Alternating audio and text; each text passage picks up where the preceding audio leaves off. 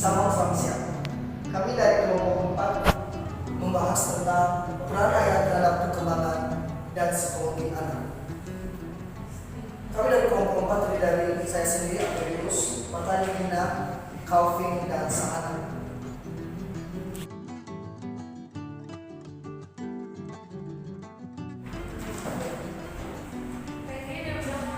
Peran seorang ayah dalam kehidupan anak sangat berarti, terutama untuk membantu anak dalam pembentukan dan pertumbuhan serta membangun kecerdasan emosional, meningkatkan kemampuan komunikasi, dan memberi motivasi di kemudian hari. Figur ayah sangat diperlukan oleh seorang anak. Tanpa ayah, kemungkinan besar anak di kemudian hari akan mengalami gangguan atau kekurangan baik psikis, baik itu pertumbuhan psikis, fisik maupun psikologi anak. Benar sini kita melihat anak itu bertumbuh secara normal tanpa peran atau figur ayah. Tentu tidak kan? Sampai sekarang anak bertumbuh karena proses bantuan dari didikan, baik itu ibu terlebih seorang ayah.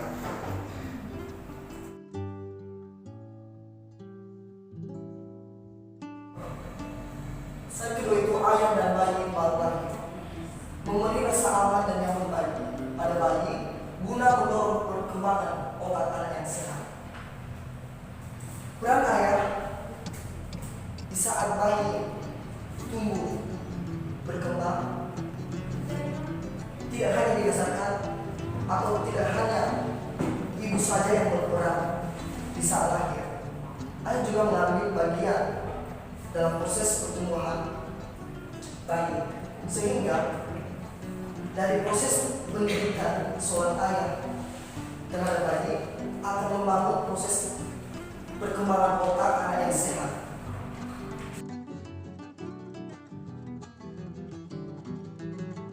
Ya, selanjutnya ada ayah dan balita. Ayah berperan sebagai pemandu, menjadi teman bermain bagi anak, dan mendorong anak agar lebih percaya diri. Tujuannya adalah membantu ayah dan anak untuk membangun ikatan atau relasi sosial dan emosional yang kuat. Dalam umur anak yang di bawah 5 tahun ini, ayah itu harus lebih banyak meluangkan waktu untuk anak untuk bermain, dimana pengalaman-pengalaman seperti itu bisa membuat anak merasakan suatu spirit kepada ayahnya yang sangat kuat, membantu relasi juga.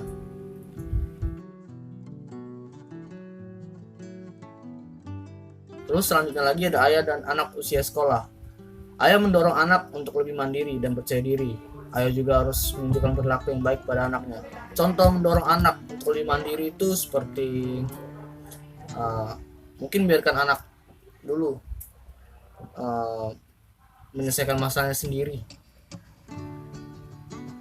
Pada waktu anaknya sudah kesulitan, baru ditolong.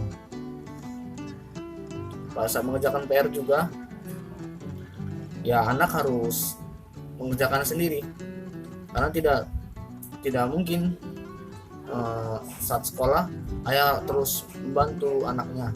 Itu akan memberikan contoh kemandirian.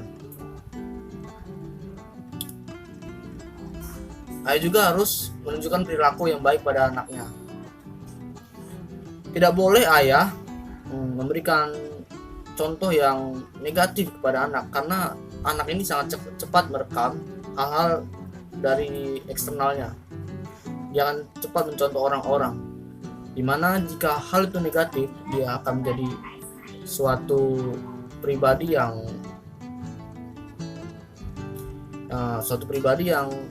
bisa nanti menjadi negatif.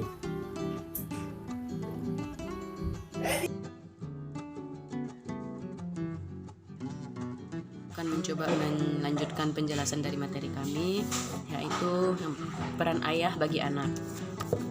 Di sini peran ayah bagi anak itu contohnya seorang anak melakukan kesalahan, misalnya dia melakukan kesalahan memecahkan piring atau gelas. Nah, tindakan ayah yang baik yaitu dengan cara menegur anak tersebut dengan lembut, misalnya gini, nak, nak, tindakan yang kamu lakukan itu tidak baik, lain kali jangan terulang lagi ya nak. Nah, yang kedua yaitu menjadi teman sekaligus guru, contoh yang baik bagi anak. Contohnya,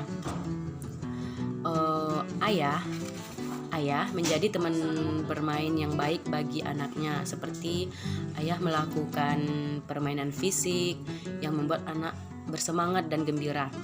Nah, ayah di sini juga boleh memberikan permainan seperti menggambar dan menghitung tanpa berhalangan kendali atas emosi mereka. Yang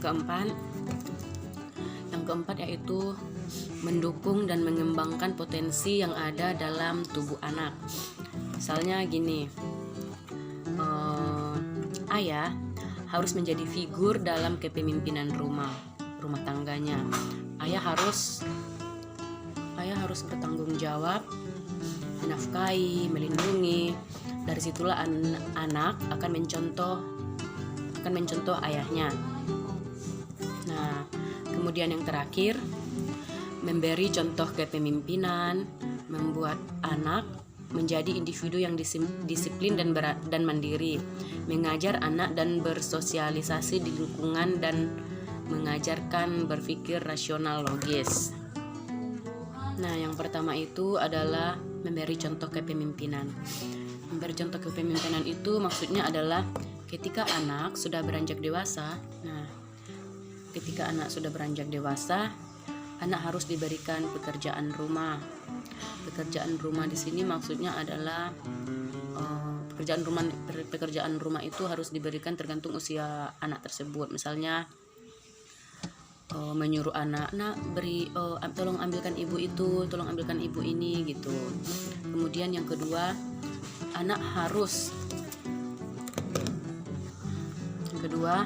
membuat anak menjadi individu yang disiplin dan mandiri. Anak itu harus dibuat jadwal seperti pagi hari anak harus sudah bangun, mandi, pergi ke sekolah, dan tidak boleh terlambat untuk pergi ke sekolah. Nah, jadi anak itu harus diberikan jadwal. Yang ketiga,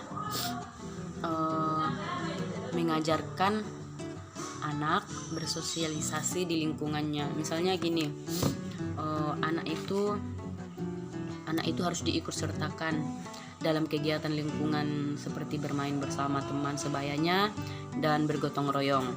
Dan yang terakhir itu adalah mengajarkan anak berpikir rasional atau logis. Misalnya gini, anak dipaksa untuk selalu melakukan atau mengambil keputusan dengan cara mempertimbangkan sesuai pikiran rasional anak tersebut.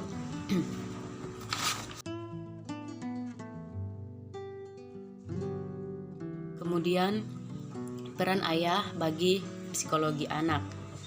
Peran ayah bagi psikologi anak ini yang pertama ada timbulnya perasaan percaya diri dan kompeten pada anak.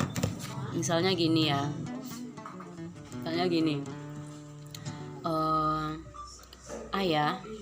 ayah mendukung anaknya dalam mengikuti bela diri. Kebetulan anak tersebut itu hobi berolahraga bela diri. Nah, dari awal ayahnya sudah mendukung anaknya sampai pada anak itu mengikuti kejuaraan. Anak itu tidak minder, tidak takut karena ada ayahnya yang selalu mendukung dia. Kemudian yang kedua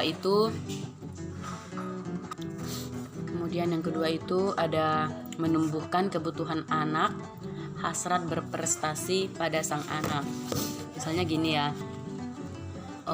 masih contoh yang seperti di atas, anak tersebut juara dalam perlombaan bela diri tersebut kan. Di sana anak akan lebih giat lagi untuk terus berprestasi, gitu. Kemudian yang terakhir, mengajarkan tentang peran jenis kelamin laki-laki anak itu. Nah, di sini ayah mengajarkan jenis kelamin anak itu, misalnya gini, nak, ini namanya penis.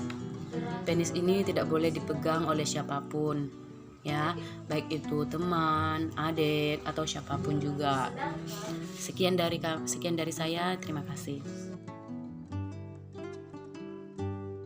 Baik, kita akan masuk ke dalam slide 8 dengan judul Kiat Menjadi Ayah yang Hebat.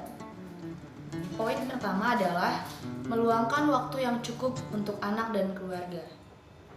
Kenapa meluangkan waktu yang cukup untuk anak dan keluarga ini kami simpan di poin pertama? Karena hal ini adalah hal yang sangat penting.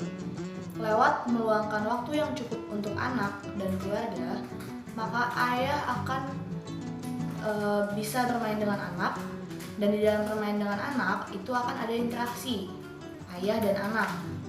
Nah, sehingga ayah dapat tahu dan dapat mengenal bagaimana kepribadian anak, bagaimana mood anak, bagaimana situasi hati anak. Yang ketiga adalah memberi keteladanan dengan bijaksana. Lewat meluangkan waktu yang cukup untuk anak, ayah dapat memberikan keteladanan yang bijaksana pada anak, yaitu misalnya menghormati orang yang lebih tua. Kemudian poin yang keempat adalah mengakui kesalahan dan meminta maaf. Seorang ayah harus menjadi teladan yang baik bagi anaknya. Misalnya ayah berbuat salah, ia harus mengakui kesalahannya kemudian meminta maaf kepada anak. Yang kelima adalah mengucapkan terima kasih pada anak. Ayah harus mengucapkan terima kasih agar menjadi contoh kepada anaknya, supaya anaknya juga mengikuti cara yang baik itu.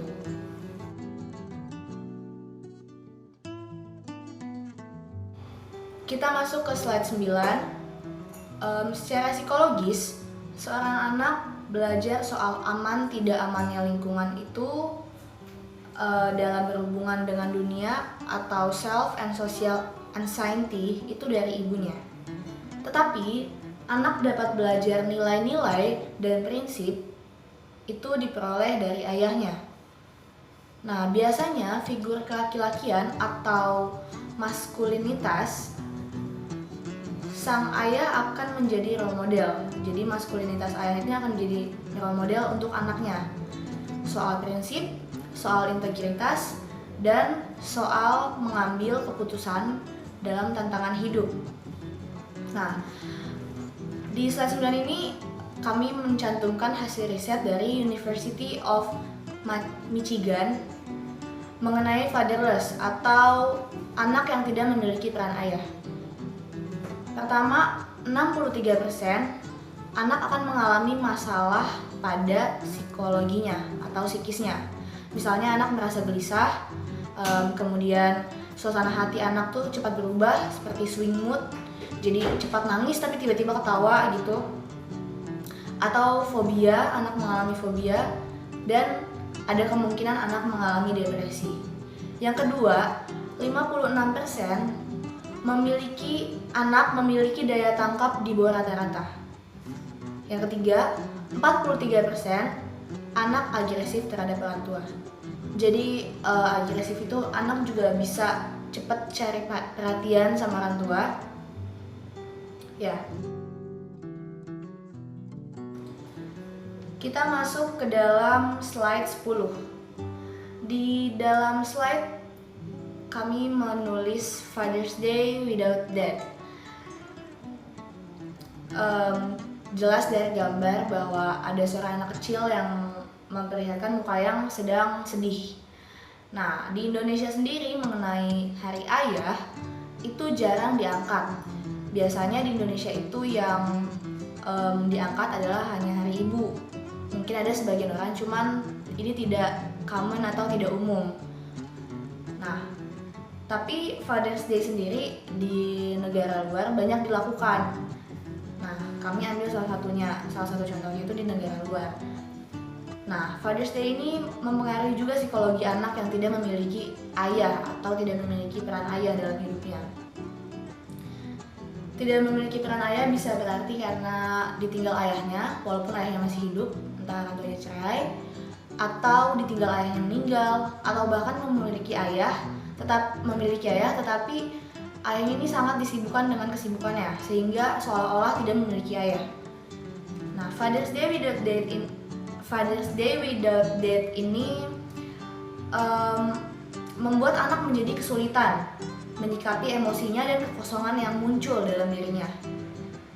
Biasanya saat dia melihat teman-temannya mempersiapkan apa sih aktivitas yang akan dilakukan oleh ayahnya gitu sama anaknya ini, itu membuat anak yang kurang figur ayahnya ini menjadi istilahnya jealous, tapi dia memperlihatkan kejelesan ini lewat tingkahnya yang sedih misalnya, tidak nyaman bahkan, sehingga ketidaknyamanan ini ia merasa terganggu oleh hari itu. Ia merasa ia diganggu, padahal anak-anak yang merayakan hari ayah ini tidak mengganggu anak yang memiliki peran ayah ini. Tapi karena anak ini memiliki sosok figur ayah yang kurang, karena anak ini tidak memiliki peran ayah, maka anak ini tadi memiliki gangguan pada mentalnya, kesedihan, bahkan stres gitu.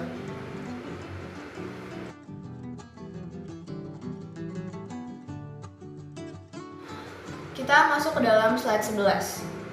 Di dalam slide 11 dituliskan judulnya adalah akibat absennya sosok ayah.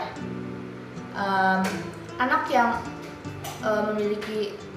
tidak memiliki figur ayah, maka ia akan memiliki sikap yang lebih agresif. Seperti hasil riset oleh university tadi, ia akan memiliki sikap yang agresif seperti cari perhatian dan lain-lain. Kemudian ia mudah depresi, bisa jadi ia cepat stres sendiri, apa yang dia lakuin salah, tapi saat ia melakukan hal yang lain juga salah, jadi mudah depresi. Kemudian anak menjadi tidak percaya diri dan prestasi di sekolah menurun. Selanjutnya adalah rentan obat-obatan. Nah, biasanya mengenai rentan akan obat-obatan ini terjadi saat anak sudah beranjak dewasa. Kemudian adalah beresiko berkelakuan yang merusak diri sendiri. Ini juga sama dengan rentan terhadap obat-obatan. Ini bisa terjadi saat anak sudah dewasa. Kemudian bermasalah dengan kesehatan seks dan mengalami pelecehan.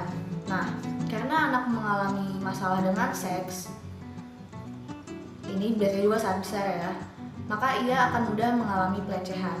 Mengapa ia bermasalah dengan seks? Karena itu kurangnya sosok ayah, apalagi laki-laki. Kan anak-anak harus dikasih pengetahuan soal seks ini sejak masih kecil. Nah, jika kurangnya pengetahuan ini, maka itu akan mengakibatkan bermasalah kesehatan seks, kemudian mengalami pelecehan, mudahnya mengalami pelecehan. Selanjutnya adalah resiko kesehatan fisik. Kemudian gangguan mental, itu seperti tadi cepat sedih, swing mood, bisa juga anxiety atau kecemasan yang berlebihan.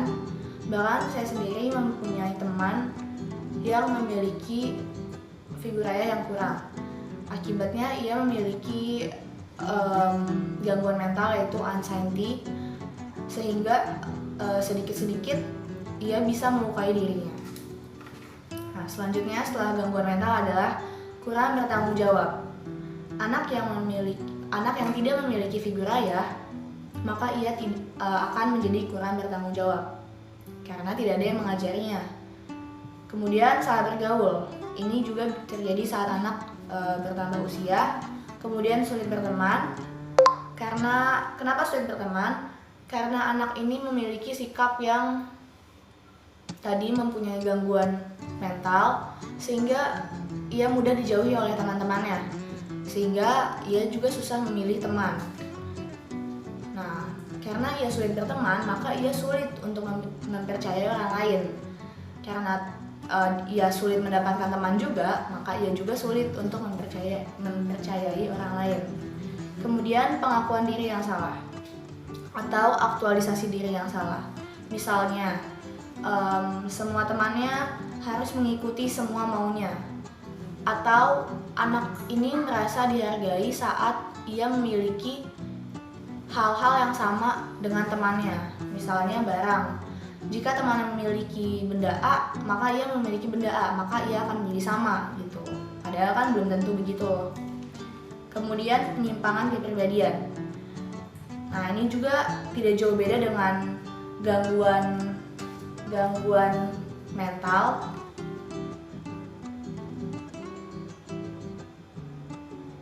Kemudian yang terakhir adalah bermasalah dalam hubungannya. Bermasalah dalam hubungannya ini ada 3 aspek, yaitu keluarga, lingkungan, dan teman.